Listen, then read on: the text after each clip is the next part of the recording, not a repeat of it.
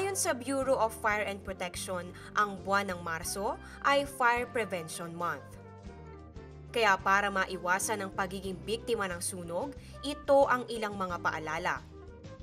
Kapag may sinindihang kandila, ilayo ito sa mga combustible materials o maaaring masunog na mga bagay. Kapag nagluluto, huwag iwanan ang kalan at pagkatapos itong gamitin, isara itong maigi pati na rin ang ginamit na LPG.